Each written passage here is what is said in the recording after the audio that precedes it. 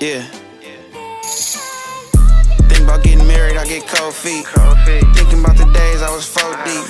How I'm supposed to see myself down on one knee? Unless they say I don't make it, boy, it's a bet to me. These niggas wanna scope me, it ain't easy. They know I keep the pop, they know I'm squeezing. DA tryna lock me up, the real Revis. I'm nodding off the lean, but I ain't sleeping. I miss my nigga Spice, I'm still. Welcome to the Talk Podcast, episode 1. I'm your host, DC, and let everybody know who I got in the building today. What's up, man? How you doing, DC? This is Coach Dame, man. Silly U, Deanza High School. Clap it up for Coach Dane, man. Clap it up for Coach Dane. There we go.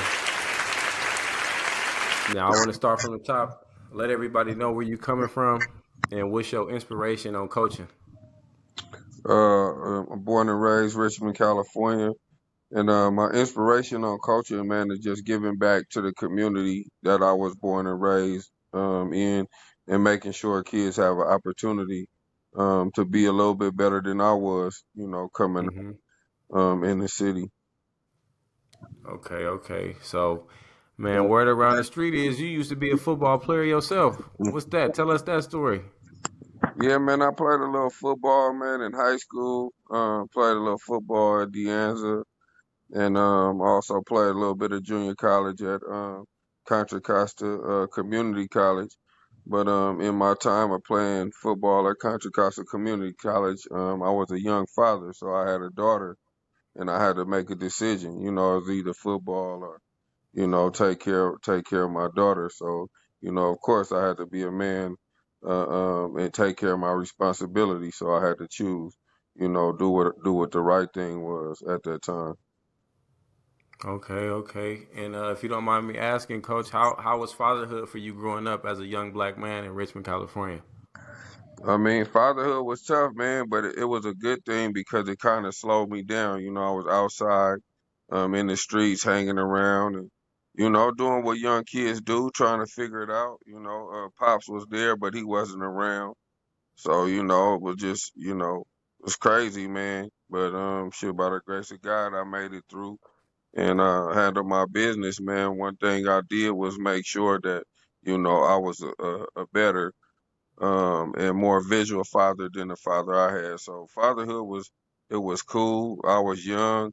It kind of slowed me down and kind of, pulled me away from the streets a little bit. Would you say it made life easier or did it make life harder for you? It's hard to say because at the time, me and my friends, I had a couple other friends in that era that we had kids too. But I had an older cousin, cousin Dre my cousin Dre, Alexander kind of walked me through fatherhood and kind of helped me out, as far as understanding what it was to be a father and things to do, and other older cousins that I had. So it wasn't bad, but it made me have to sacrifice and grow up a little bit earlier. I didn't get to do a lot of things that a lot of other people, were able to do. So it wasn't about me anymore. It was more about making sure that my daughter had, her situation straight. Okay. So man, I wanna kind of get into it. The world know, everybody know you my dad, right? Absolutely. And I got a question for you. Growing up and you seeing how I developed from my first year of football to the last play of me playing football, what was that for you, and what was your mindset on everything, the process from the start to finish? Well, it was cool watching you at the beginning, just watching you learn, and I knew that you wanted to play, and that was something you wanted to do, and just sitting back as a parent and just watching you. A lot of people kind of misconstrued because they thought that because I was there and a part of the staff a couple times that you were, a part of the team that I was, daddy ball coaching. I made a when you first started playing, I was the weight master for junior midgets when you played Mighty Mike. So I wasn't a part of that staff. You kind of had to learn on your own, and when you came in your niche, it's crazy because you came in your own, and I was weighing my team in, and everybody was telling me that you was out there handling your business. And then as you got older, I moved to Donald. Coach Donald asked me to be a part of the staff.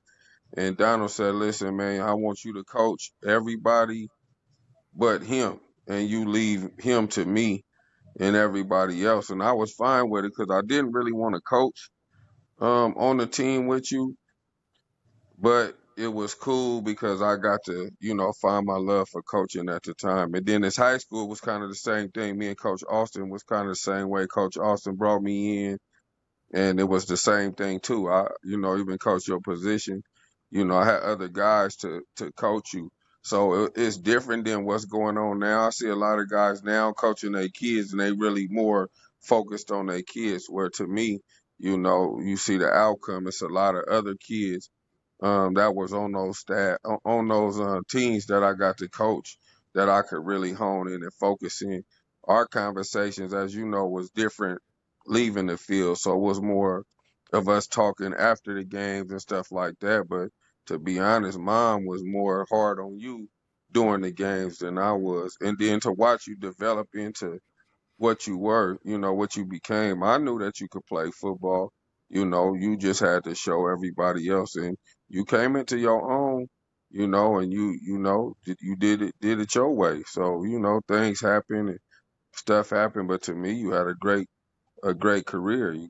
Injury at the end, but you escaped a long time of playing football without having a crucial injury. You know what I mean? Hmm.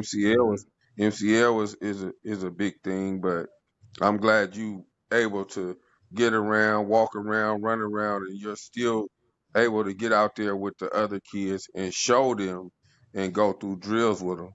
A lot of guys leave and have life career ending injuries where they can't move around and be around like that. So it's a good thing, man. I enjoyed myself, enjoyed the ride, enjoy watching you do what you love to do at the highest level. We traveled, we had fun, and you know what I mean? Big games, a big program. It's crazy. You had your dream school, and then you went to your second dream school, played your first dream school in your first bowl game, and got some nice rings and just good experience and got to travel. So, it was a blessing for me as a father. I did my job, made sure you was better, had a better situation growing up than I did. And that's the main part for me.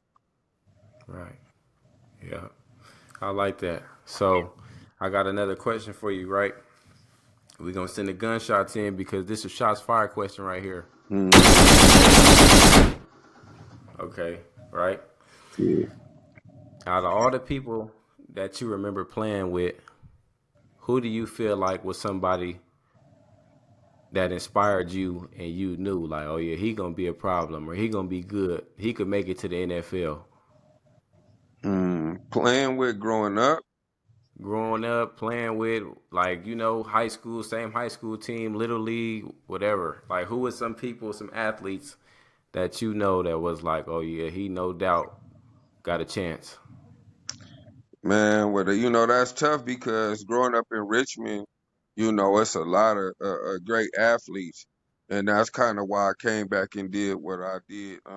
There's so many athletes that's walking around Richmond that was just so raw to me growing up, and dudes that I looked at, watched, but it's a lot of guys, man, older than me and younger than me, so it's kind of hard. That's kind of a hard one for me because I could just start naming names from, the city of Richmond, man. It's crazy from baseball to football to basketball. I have some older guys that I looked up to and some guys that I played with. So, I mean, I could name names. I could just name names and it just go on and on and on. But it's tough because I'm not gonna lie. I'm gonna keep it 100. When we was growing up, you always played every sport.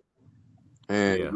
it was just some guys playing constantly that some of them made it and some of them never made it. And it's not because they didn't have the talent. It's just because we didn't have the Coach Dames and the other guys, the Coach Jeromes or the Peanuts or the Coach Tanya. Some of us had them, but some of us just didn't have how we have it now. You guys have the outlets and the resources that we didn't have back then. Back then you had to just be that super athlete, and it was guys that I watched growing up. Like I said, if you asked me this question a long time ago growing up, Kennedy and El Cerrito was raw and Deanza was raw too. But in my younger days, because my uncle went to Kennedy, I thought that I was going to be a Kennedy Eagle. So going Yeah. to the games and watching the games and stuff like that. I ended up going to Deanza. I didn't really know that much about Deanza till I started to get to like seventh and eighth grade, and I started to hear about, what I mean, the Dave Barksdales and the Timmy Wallaces and the Mike Englands and the D Miles and Larry All. My guys always shout out because coming into high school, them guys opened my eyes up to high school. You know what I mean? And I played with some good dudes. One of my best friends, Ricky McClin. Rick was raw. Wadis Parker, man, my dog, hands down. Everybody know, how I feel about Waco. That's my boy. To me, a little situation when he's young, but Waco was raw. He was like the first dude in my class, him and Tom Piandeval. I'm like, dang, these dudes, we going into our sophomore year, and these dudes was left freshman football and went straight to varsity and was standouts on varsity. And as a 15-year-old dude looking at another 15, 16-year-old dude playing against varsity dudes where it's looking like these dudes got full grown beards like me, I'm like, this shit is Yeah. crazy. You know what I mean? It was crazy. Then, you have Yeah. my boy Lavelle Coleman and Dirk Lacey down at EC. And, you know what I mean? You have my boys over there at Pinot. Football was great, back then. Even my boy, everybody know Jaden Rashada, but even Harlan Rashada. Me and Harlan was best friends since damn near Mary Vista. We used to go to school. So I knew him before he left school in Richmond and went to Oakland and went to Skyline and became a standout, guy at Skyline. My boy Jemani Hall, rest in peace. Love Monty Hall because Monty Hall almost had me and Rick going to Skyline. If we could have found the address, shit, we would have been playing for Skyline and the rest would have been history. But, things happen the way they do. And I wouldn't change nothing for anything. Shit. Just That's like good. I say, a lot of raw athletes, what I mean? Shit. And how older dudes I looked up to watch play, you had your Mike Van Hooks, Van Does, and you know what I mean, Buki, Yeah. Lincoln, you know what I Shout mean? out to all these coaches too, by the Hell way, yeah. man. Shout out to all the coaches, all of the Yep. Rashadas, Everybody. everybody. Yep. So, Coach dudes like Lincoln, that, Coach Coach Boogie, Coach Lincoln, Coach Buki, you Coach know, Donald, rest in Skate, peace. Coach Don't forget. Donald, yep, Coach Fred, Yeah, Coach Fred. all Shout of out to these, Coach Fred, yeah, man. Griggy, like all Coach of the Grow, guys, Coach man. Jerome, Hell yeah, well I mentioned Rome Coach earlier, Will. but like another inspiration, like man, I gotta shout her out, man, Coach Tanya. I love Coach Tanya. I love her to death. You know what I mean? Coach Tanya, when I came in to coach, me and Coach Tanya kind of joined at the hip, and I love Coach T, man, one of the best coaches that ever, man or female, to ever come up out of Richmond. So, it's just like, like I said, great athletes, man. I even saying, like nigga Sam Bernstein. Sam Bernstein was one of the coldest, playing that I watched growing up, shoes, and you know what I mean, Corey Butler, man, it's just a lot of great athletes, man, that you probably don't know about because you was young, but man, it was a lot of dudes that I watched growing up, playing, shit, Jay Harvey, daddy, Jason Harvey, Shout out to Coach Harvey. Coach Shout out Harvey to was, Coach Harvey, Jalen Harvey, and yeah, Big Harvey. Coach Harvey, yeah, man. Coach Harvey was, man, that was my guy. So it's a lot. I'm probably missing some guys, but hey, I ain't missing y'all. Like I said, Richmond is a talent pool, and that's why I do what I do. You know what I mean? And I want the kids in Richmond to have that opportunity and not miss the opportunity. So that's why I do what I do. Right. So, man, like I said, Coach, you just mentioned a phenomenal name, man, a phenomenal athlete that I want to talk to because you always bring him up and you tell me how good he was, and I believed you just off the strength that you're not going to usually, say somebody's name unless they just, a dog. And I constantly hear you bring him up, and I watched this tape, and I told you, like, man, I don't know. I think he was the one. I want to talk about and shout out to Mike Eaglin, man. I want to talk about him. What was he like? What was that experience like watching him play high school? Man, man, Mike was cold, Troublesome. man. Troublesome 90s and 96. West side. Let it be known, boss of all bosses. Minutes and methods label me a lethal weapon. Make it chicken die, witnessing breathless imperfections. Can you picture my specific plan? To be the man in this wicked land, underhanded hits a plan. Scams are plotted by the random shot. We all die in the end, so revenge we swung. I was all about my ends, both friends and foes. Me, a born leader, never lead a block without that. He got me a dog and named him my bigger intruder. What could they do to me, a little brat? Shit, the in this shot me and still terrified. I get they ass. How can I show you? Dudes, and watching the way that they worked and stuff like that, Mike just was a fabulous route runner to me. And I just used to be like, damn, man, this dude was, was cold, So just watching them as a kid, just that whole team though. But it was a group of them, you know what I mean? It was like 5 or 6 of them that was partners.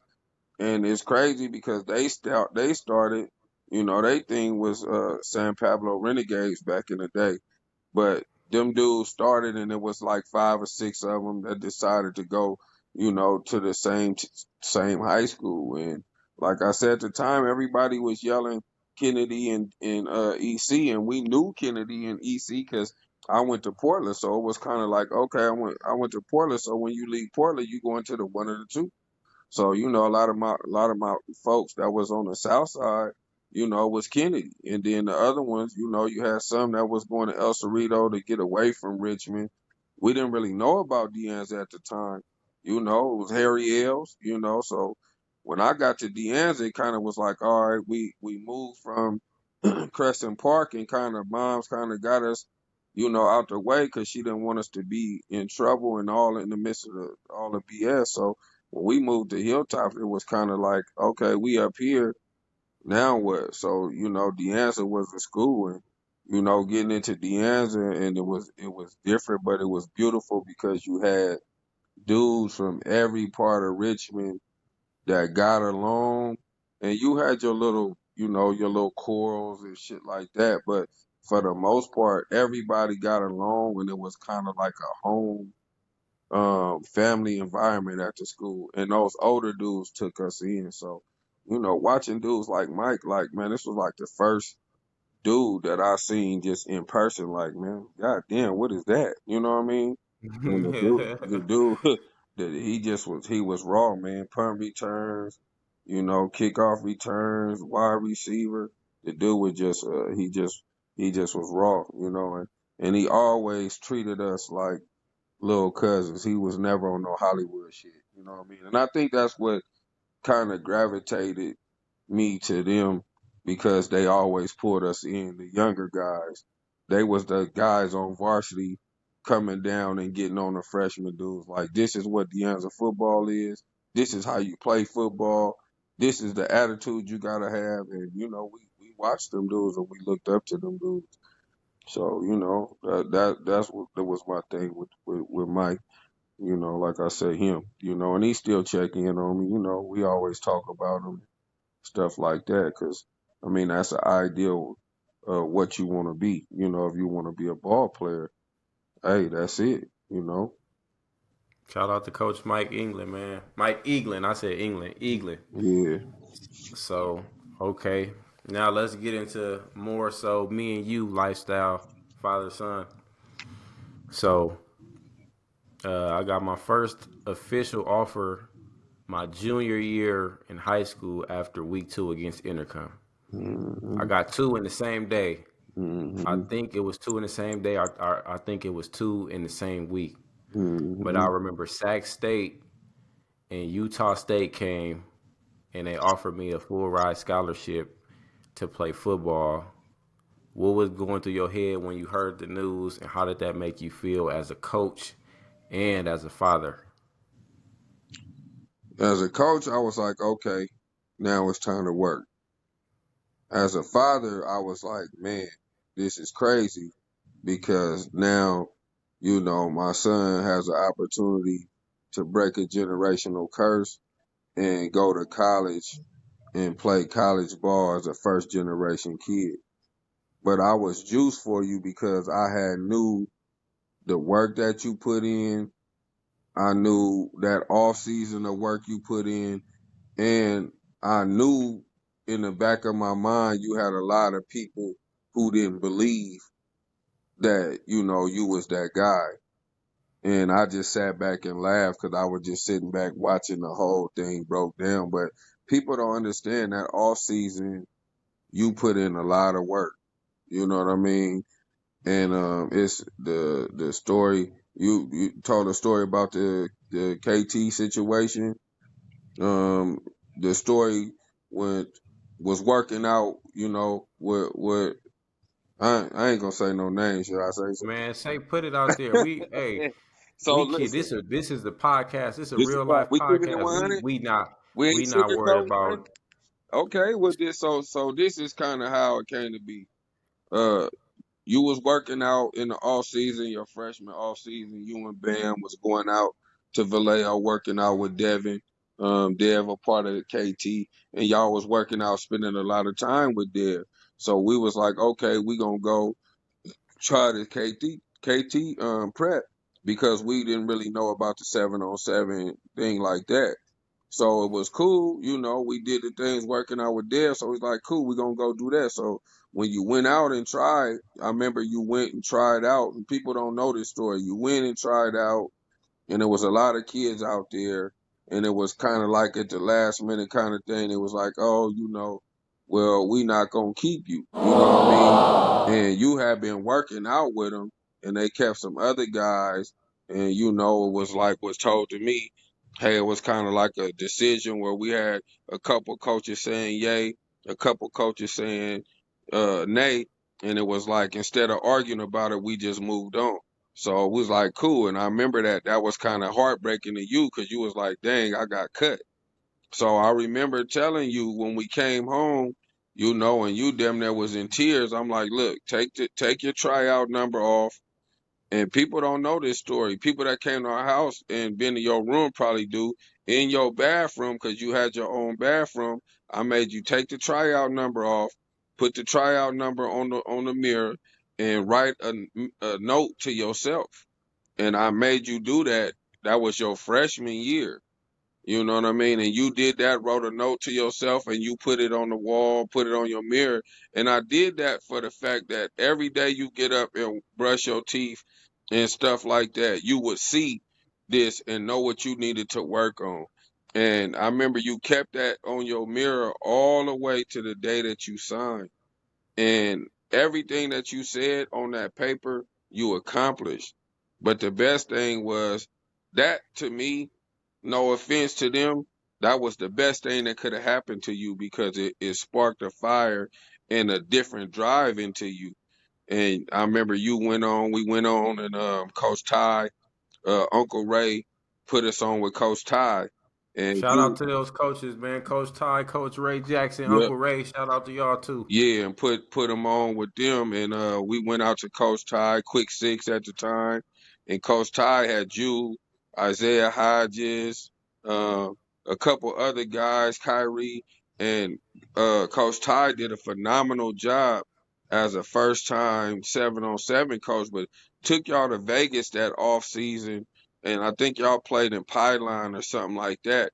Yep, it was Pylon. Yeah, and it really opened your eyes to what was going on, and it just brought you back a different dude. And from that point on, it just turned into a whole different athlete. So like I said, sometimes kids gotta understand, sometimes no ain't really no, it's just not right now. You know what I mean? So like I said, I don't take that personal because that drives you to become the workhorse and the athlete that you are. A lot of kids didn't know the sacrifices that you put on to get to where you at. They thought, oh, well, Duda was just raw.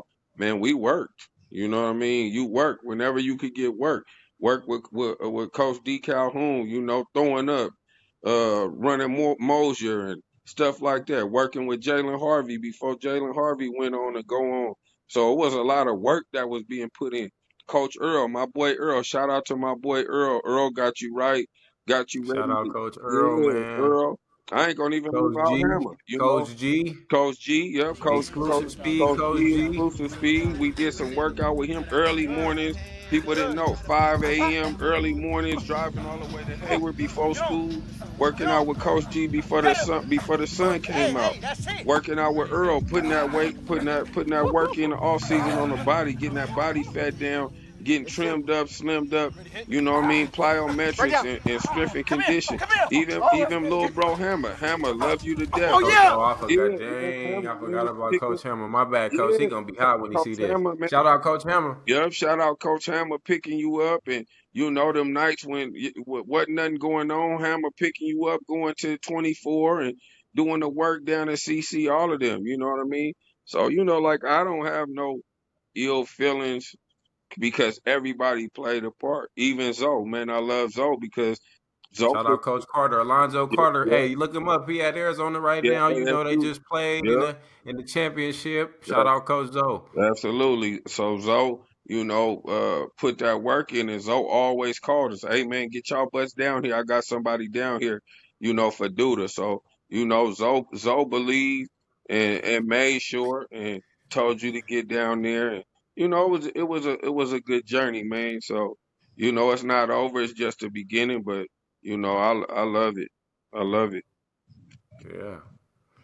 Two two special people I want to bring up, and I feel like these dudes really. When I say DB, like I feel like they overly emphasize this for me, and I feel like without them, those last few years in college, that wouldn't have been what they was without them. So I want you to take the time out and tell me how you feel about these two dudes right here, man. I wanna say Brandon Thompson and Dante Marsh. Mm. I want you to give me your opinion on both of those two young men and let me know what you feel about them and their work ethic and how they train. Man, it's crazy because I love both of them dudes, man. Them is two of the coldest DB coaches out here. There's one more, and I'll talk about him, you know, later on. But them two dudes, man, like D Marsh, man, that's bro. You know what I mean? And even BT, that's bro. And it's funny because BT, you know, he called me OG, but the knowledge, them two dudes is wizards when it comes to the DB craft. You know, them is Yeah. my go-to guys, and I laugh at guys. They like, man, Coach Dane, man, hey man, them dudes keep my boots laced, but I sat and them dudes took the time out to work with you and to get your craft top notch. There's no other guys. There's only a couple guys in the Bay Area that I would refer guys to outside of myself. But depending on what level you trying to get to and what you trying to do, man, them two dudes is the top of my list, you know. And then got Right. my guy OG, of course, over there, at Oh San man, Mateo. I forgot about Coach OG. Yeah, Shout out Coach OG over there at yeah, San Mateo. Is he Coach. still at San Mateo? Yep, Coach OG Green, man. So Man, Coach OG, man. yeah. Shout out Coach OG. Yeah, One of the so best too. and there's no knock on other dudes, but these three dudes I done seen, and they help me help other kids. DBs. When you talk about DBs, people laugh because we say silly you is DBU for sure. I done helped produce and worked with some of the best corners that come up out the Bay Area in our generation. But them two dudes, man, when you talk about polishing and want to get that work and want to get that that pro level work, man, that's them right there, man. You got the Hall of Fame, two CFL guys, NFL, CFL guy, Hall of Famers. You know what I Yeah. mean? So Yeah. we talking about, workers. Them they gonna teach you the ins and outs. They gonna teach you why you doing what you doing, and they're so very detailed, and they're gonna make sure that you get everything down that you white. They're gonna put you in game situations mentally. They're gonna train you physically, and they're gonna make sure your IQ for the game and why you doing what you doing. You know what I mean? So like I said, it's some other guys that I fool with too.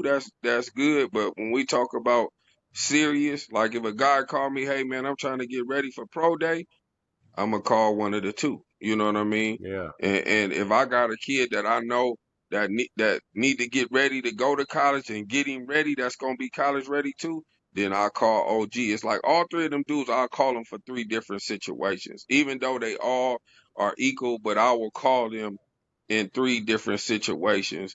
You know what I mean, to make sure the kids is ready. So you know. That's good. Shout out to those coaches, man. I got another story I want you to tell, right? Hmm. I'm gonna ask you a question first to see if you know, you remember. When I was in high school, what was my dream school? Your high school, your favorite school was Oregon. Hands There we down. go. Everybody know that. Yeah, Oregon. There we Favorite go. player, So look, favorite player, DeAnthony Thomas, number 6. 4 yards yep, on the opening play. exactly. Touchdown. So I want you to sit here and I want you to discuss to the people what was it like when you found out that they offered me and I fumbled it. Man, I laughed, because it was really on you because we had told you, what was going on. And it was kind of funny to me because my old college coach was the wide receiver coach at that camp. And then the Oregon DB coach, he was there. And, we found out at the end. And it was funny because Zoe was hot at me like, man, I told you, man, my nephew, man, that motherfucker, he was supposed to go play corner. You know what I mean? And at the Yeah, time, I didn't know. I just was going with the flow of the camp because I didn't know what was going on, as far as, the offer and, the situation like that. But it was funny because you were supposed to be playing corner, but you went into the camp and ripped it up at wide receiver. And I was just like, hey, it is what it is, man. That's things happen and things happen for a reason. So, me, I kind of roll with it. I never wanted to kind of monitor or tell you what to do or where to go because at the end of the day, you was gonna have to be there and play. So it wasn't so much on me. It was just making sure you was getting around some good dudes and you having a good college experience because at the end of the day, you had to be there. You know what I mean? So that's what it was for me. yeah. So one more thing I want to say, and I'm gonna kind of get off the high school subject, and we're gonna kind of move up to college, right? Hmm. So you coached me in high school for my last 2 years. Yep. I think it was junior and senior year you coached me. Yep.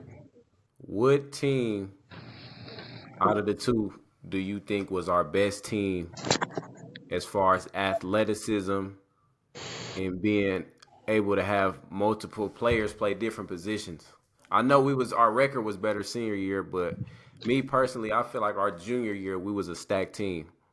Yeah, that junior year team, the junior year team was loaded, and the crazy part about the junior year team, it was loaded because a lot of them dudes from that team played college football. So that was a good team. To Yeah, me, they was that was a loaded team. It was a better team to me. That team was a better team. But both teams was good, but that was a better team that year. yeah. Hmm. So we had we had Lanique Wilkes at running back. Yep. We had D'Angelo Skinner starting running back junior year. Yep. We had Bam at linebacker, running back. We had Peanut running back, safety, Yep. corner. We had who else? We had me. We had Fish. Fish. Baby D. Baby D wasn't on that team junior year. Junior year, that We was senior year? Okay, that was senior year. we had DJ, we had Kenny Chocolate, Oh Roman, yeah, yeah. and we had AT, AT, yep. we had Armani, Frenchie, Frenchie, we had Jalen with the green eyes yep. Jalen. Green Eye Jalen, yep. Who else we had? I don't want to miss nobody. Both of the Banks brothers Both of the Banks, Frankie and Aaron. and Aaron. Trying to think who else we missing. Well, Who else? I don't want to miss nobody. I'm gonna be mad if somebody see this and they be like, "Man, you ain't say my name." that team was loaded. Mal Felder, Felder, we had Felder. Shout yeah. out my boy Fontano. Felder. Was it Fine. Fontano? Oh, no, Ryan was on JV that Yeah, year. Ryan was the next year. Yeah. That team was Delano. We had Delano Webb. Lano. Yeah, We Delano had Webb. Delano. Yeah. I feel like me personally, I feel like we had Tommy. We had Tommy and Jiro too at the D line holding it down. Frenchie. Tommy. Yeah. Shout out to them too. That was the whole little starting lineup. That was our But team. Yeah. That was Annalie. We and went we lost to Annalie both years. yeah, but we But I went feel like, man, damn, we should have won. Like, yeah, I feel like that team, it didn't get no better than that. yeah, we was on I feel like we was me on too, me myself included, we was, excuse me, I feel like we was playing as individuals instead of gelling together. yeah, I think y'all kinda try to gel towards the end. But Hmm. that team was cool. It just was, everybody, like you said, everybody playing together and coming together as one unit. I think a lot of teams, that's kind of the problem. You have a lot of talented kids on a team, and if they don't gel together, you just got a bunch of individuals doing their own thing. If you could get a bunch of talented kids to gel and play as one, you'll be all right. I want to talk about some athletes right quick, man, and I want you to tell me, you know, what you think, right? Mm-hmm. So we had Dejo starting right at running back. Yeah. I think Dejo, I don't know. I think Dejo was pound for pound almost. He at least, if not number one, at least two. He was one of the top two running backs in the whole Bay Area, Northern California. I think he was up there, right? Yeah. So shout out to Dejo. Yeah. But I feel like a lot of them dudes like Peanut, Lanique, them was dudes that could have went somewhere, but they didn't, get as much shine like that. What you think about that? Yeah. Bam. To me, Bam too, but yeah. Bam, I feel like Bam was more of a defensive player. He was raw on offense though. Yeah. How you think that backfield was that year That with Bam? I backfield, mean, with Peanut, yeah, Dejo, and Lanique. man, that backfield that year was crazy because they all was three different type of dudes. You know what I mean? Hmm. Peanut was a little lighter, but Peanut was shifty. You know what I mean? Peanut was shifty and he was tough and he was shifty. Lanique, of course, speed. You know what I mean? Yeah, Lanique had speed. He ran hard, and if he get a crease, he gone. You know what I mean? And he was tough. And then Dejo was just like Dejo mimicked his game so much off of Marshawn Lynch to where he started to. Dejo looked at him. Dejo was big. He was solid. He was strong, and Dejo had wheels. And Dejo was powerful. But Dejo would truck you, and he would keep going too. So we had a good backfield, and that line was solid. You had Tanner, you had both of Banks, them. yeah, you had A lot of Frankie, dudes that I don't remember too. That yeah, I'd be mad about that. We had so many people that I don't remember from yeah. high school that was helping us out. But it was talent. Like both of those teams, was loaded. So I mean, I don't knock it. A lot of them dudes, like I say, the reason I do what I do because was the point. I think it was your sophomore year, and you decided that you wasn't gonna play JV, you was gonna play varsity. And me, Calhoun, uh, it was Khan, Bandy. I think Mom was there. We was kind of having a talk during practice, and it was like a little before practice or maybe in between practice, and we was talking about the difference between De La Salle and other schools, and that's when we kind of talked about the NCAA eligibility and stuff like that. People don't know, man, and I love him to death. Shout out to Coach Khan, man, because Kenny Khan Shout out Coach Khan, man. He introduced gonna be me. on here soon too. He gonna have an Yeah, episode on here too. Shout out to uh, Coach Khan. Coach Khan introduced me to the academia piece, and it intrigued me to dig into it and look into it. And once I did that, it kind of sky was the limit. As far as I took what Kenny Khan gave me, and I just elevated that and dug into it and learned more from college coaches and, like we said, Zoe again. Coach Chip, a lot of people don't know. Coach Chip is a DB coach at Arizona with Zoe right now. That's little bro. That's like my brother, man. He coached at Oklahoma for years. He's Shout out over Coach there. Chip. Yeah, so just them dudes learning that academic piece and learning how to help kids recover when they messed up and stuff like that. Because I remember your freshman year, I think your freshman year, you kind of struggled. And one of those years, I know Colorado came up there and was interested. And I think your transcript was a little messed up at the time. The blessing part was you was young. So, when I talked to Coach Khan about that, we talked about how to recover and fix it and, do some other stuff like that. So, man, that's when we learned that part. When we learned that NCAA eligibility and broke that thing down. And man, hey, sky was the limit. We took that and rolled with it. And that gave me the ability to help, other kids and put kids in a position that, that they in now. We got guys coaching, we got guys playing, we got guys, that's around just all around good citizens, good character young men. So, let's keep it going. Okay. So, you know, we spoke about DJ, right? Hmm. How he was one of the best backs. And I say this all the time, like people give me credit and give me my flowers for going to school, going to a D1 big college. Me and Banks went to Notre Dame. Shout out Aaron Banks. Yeah. I went to Boise State, won some rings up there. He won. He currently in the NFL.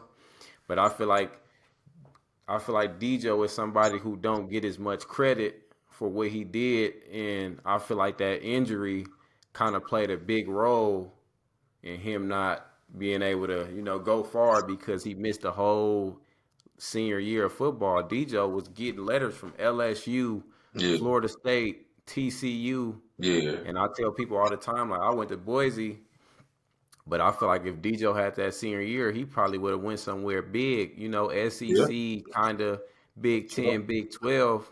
I want you to speak more about him and let everybody know what you saw in him and what he was doing out there that made you think like, man, he could do it. Well, what happened was when y'all got there as freshmen, y'all kind of evolved into y'all own dudes. Y'all was kind of fresh out of Pop Warner, and everybody was trying to get a feel for what EC was going to be at the time because the Fab Five was there and Hmm. they was leaving, and it was kind of like, okay, now what's gonna happen after Fab Five? Are they gonna have a good team, or what was going on? And I remember y'all sat down and y'all decided that y'all all was gonna go to El Cerrito together. But I know, like you, Marine Catholic wanted you to come there. You know what I mean? I know you and Bob, y'all took the test at St. Mary's. You know what I mean? So it Yeah. was a lot of different factors and things, but when you was like, look, we all gonna decide to go here and that's what we gonna do, it's like, okay. And at that time DJ was more, they had DJ featured more as linebacker. But when D started to work out and y'all really started to get in y'all bag and started to mature, man, DJ just became, man, a whole different dude, and we've been knowing DJ since he was 6 years old, since y'all was on my, Yeah. you know what Yeah, I that's mean? my boy. Shout out Deej, man. He gonna get on Yeah. here too. He gonna get an episode on here too, Man, man. that's nephew, man. He comedy. He hollers right now. He still nephew. DJ D. Yeah, you know how he is. Yeah, that DJ just Dijo had vision, he had power, he was shifty, and if he got in the open field, Dijo was gonna run the daylight, and he wasn't just gonna let you catch him. And Dijo was one of the type of dudes that you could get a ball down at 25, 30 times a game, and he gonna Man, pound, pound, pound. But then Dijo started to get to a place where Dijo wasn't even looking at the number of carries. It's like Dijo get the ball, and Dijo was trying to get them 200 yards real quick. You yeah, know, it was times where Dijo damn near had 160, you know what I mean, 170 before halftime. You know what I mean? So right. Dijo would get in, get his work doing, get it open and getting it going. And it was just like, okay, shit, he was chilling, after that. So it was just hard because it was so many weapons. But man, Dijo, man, shit.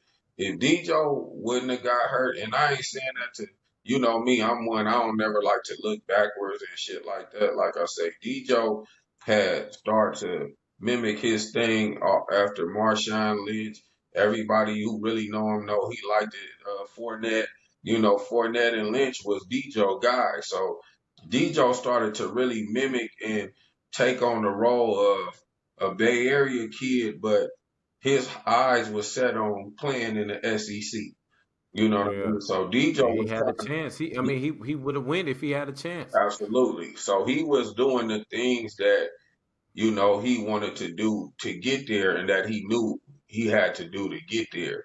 You know what I mean? And then, the situation happened with Deeds and he kind of was like, man, you know what I mean? And it's crazy because I remember the play. I remember the scrimmage. I remember everything.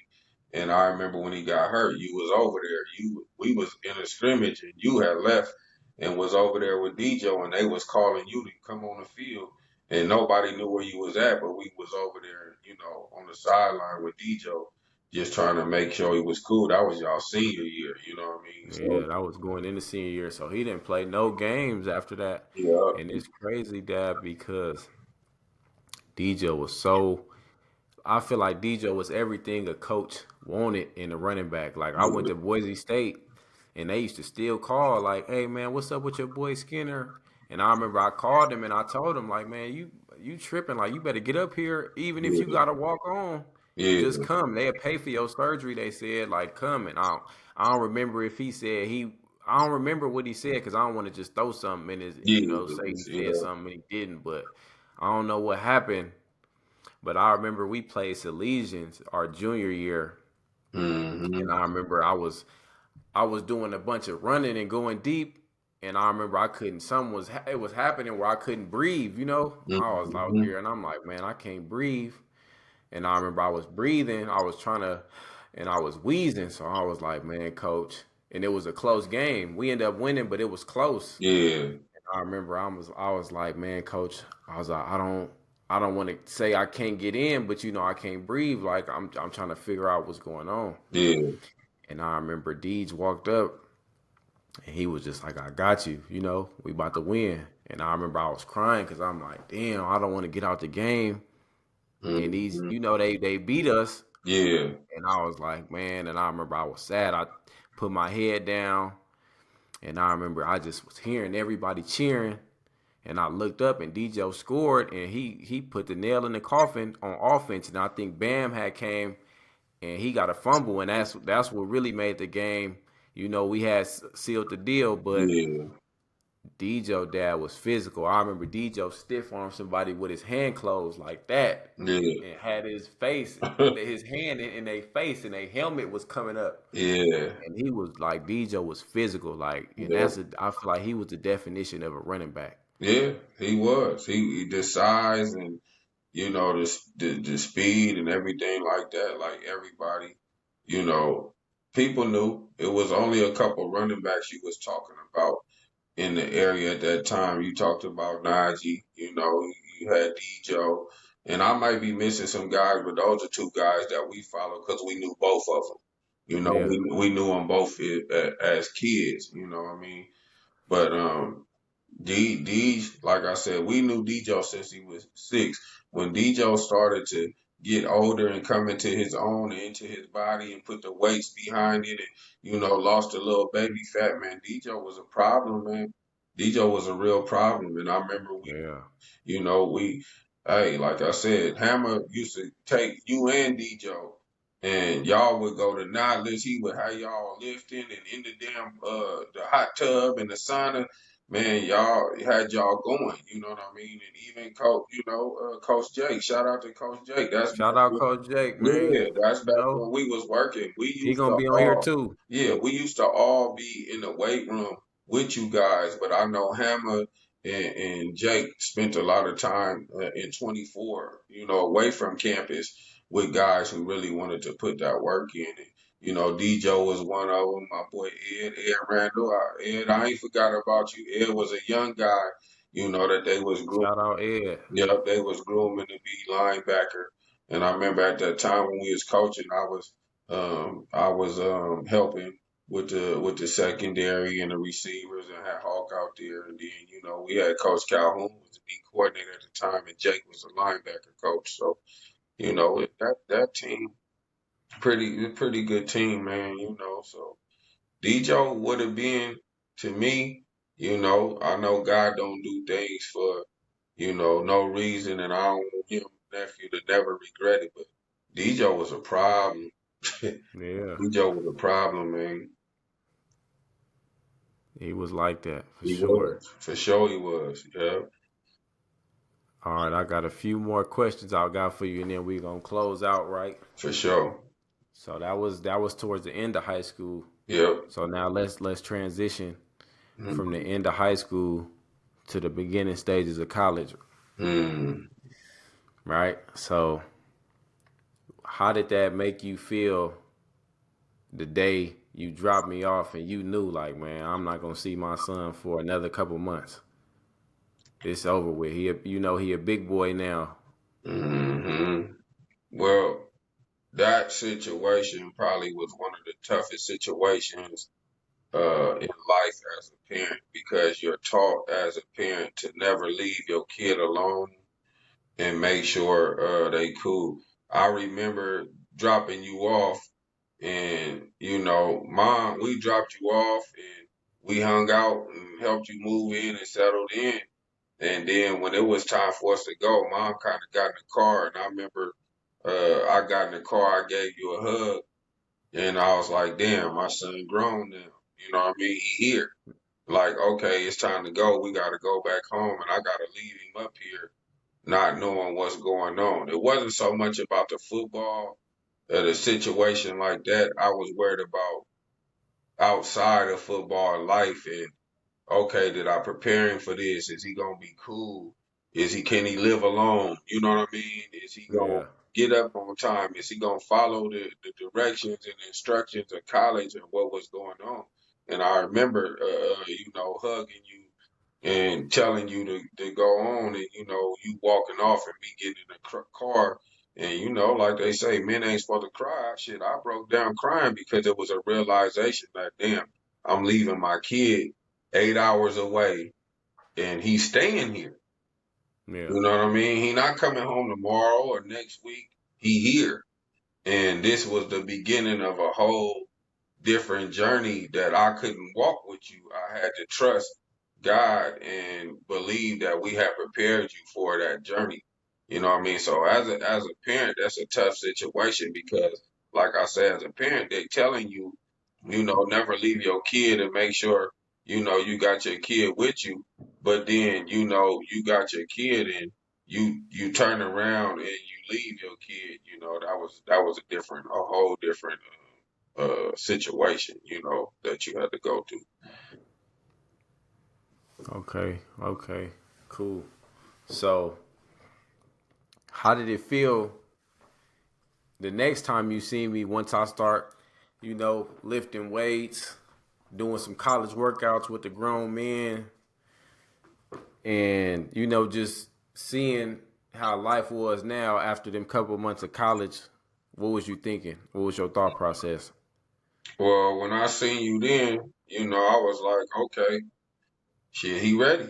You know what I mean? Yeah. Like, okay, they done turned him into a D1 football player. You laughing. We was trying to get you to gain weight. When I seen you the next time, you was big, and you know we was following it through Twitter and watching. I'm like, oh shit, dude up there looking like he yoked. You know what I mean? So yeah, so they got you in there, got you in that good program, and you know was feeding you. So I knew at that point, I'm like, okay, he all right. He transitioning, you know what I mean, into what he gotta, you know, transition to. And I knew it was gonna be a long process, you know, at that point, because I was like, all right, when we got there, you know, we seen the older guys and the guys that was juniors and seniors. And talking to the other parents, and I'm like, okay, some of these guys is old, you know what I mean? But it was Yeah. good to see, you know, get in there. That staff at that time did a great job with communication and making sure that they let us know that, you know, you was all right, and they made sure that you guys was all right, you know with some lumps and bumps, but shit, you got through it, you know. Mm-hmm. Yeah, for sure, you know. But I feel like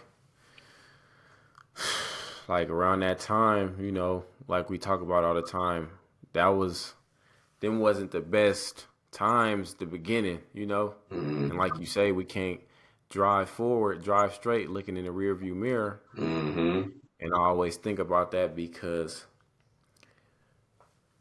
you know, um, when I first got there, I had a hard time adjusting because of my mental. You know, everybody was there. They knew what they wanted already, and they knew they was serious about what they wanted to do. Some kids like, hey man, I want to come here and play as a freshman. Some dudes like, man, I want a red shirt, get bigger, learn the system.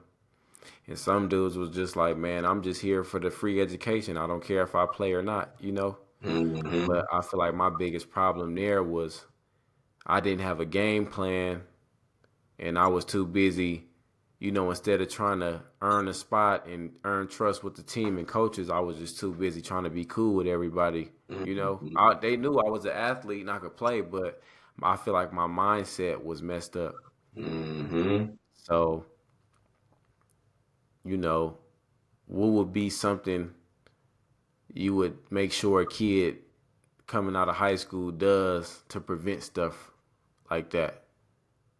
Well, one of the biggest things that I know we always talk about, it was one thing that Coach Keys said on a visit that stuck with me. He said, I know you ready, but are you ready for the lights? And that stuck with me because he wasn't necessarily talking about the stadium lights. He was talking about the stage and how big it was for a 17-year-old, 18-year-old kid leaving a high school program, and now you go into a program where you playing in front of 40,000 people. It's always cameras around. Some of these dudes have been there, like you said, that's 25. So you like really the baby of the bunch coming in and having to understand that football isn't for fun no more. It's a business. And Exactly. that's the thing that a lot of these kids don't understand now. And a lot of these parents and some of these coaches, a lot of coaches is coaching to win. A lot of them are not preparing or coaching to coach the kids for where they going. And that's why I feel like with me being a parent that went through it, I can give the kid the advice that they need and the parent advice that they need too, because we went through it. Mm-hmm. You know what I mean? We not just talking about it. Yeah. We not just saying, "Oh, we can help you get recruited." We could really walk them through the process, and we know people that's on that next level, that's coaching, that done coach, that done play, that can help as well too. So that's the part that the young kids got to understand. I know for you going in, you were still that young guy. Like I see the transition of you going to college to coming out of college was a total different thing. I watched you go from kind of being homesick and every time you got a break wanting to come home to you being comfortable at Boise and Yeah. having your own life at Boise and not wanting to come home as much, even when you would come home, trying to rush to get back because you had your own life and you had got comfortable. And a lot of kids here they just like the ideal of playing college football and what they see on TV, but they don't know what happens behind closed doors. And parents don't Exactly. either. So when you try to tell this generation of parents and kids, hey man, it's like this, it's like that, they don't really want to listen and they don't really know and they just headed for a fast wreck. Mm-hmm. Because if you not mentally ready, me and you both know if you're not mentally ready, they'll send your ass home. And you done seen teammates get sent home. You know what I Yeah. mean? You done seen guys lose opportunities and all type of stuff. And these kids think, oh, I'm good. I'm good here. I'm gonna just go to college and I'm gonna start off the bat. I'm gonna be a true freshman. Nah, man, that shit take work.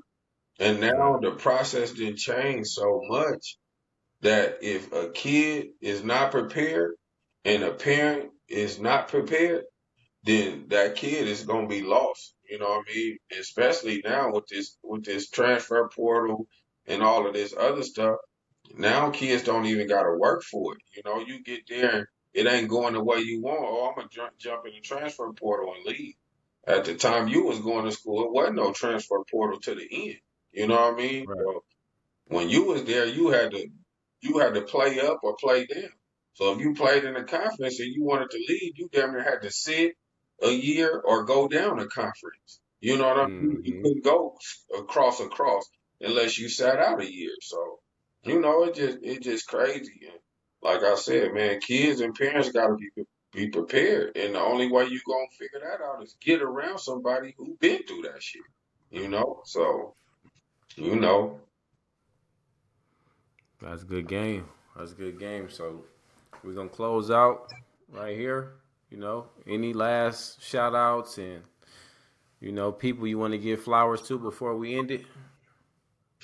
Man, I think I gave a lot of flowers out, going through the thing, man. I'm gonna give a shout out. One dude we always talk about, I'm gonna give a shout out. We ain't talked to him in a long time, I don't know where he's at. I'm gonna give a shout out to Coach Harson. You know what I mean? Coach Horace. Yeah, Shout out to Coach Horace, man. yeah, because Coach Harson gave you an opportunity of a lifetime. And, at the time we didn't know, but Coach Harson gave you an opportunity to get on the field too. You know what I mean? Yeah. So Coach Harson, brought you into Boise and, he was on you about what he wanted and what he expected you to become. And I watched you turn into a whole different kid maturity wise. And even to this day, y'all thing was blue collar and I watch you, the time, the promptness, the structure, like you always tell me, Dad, the standard.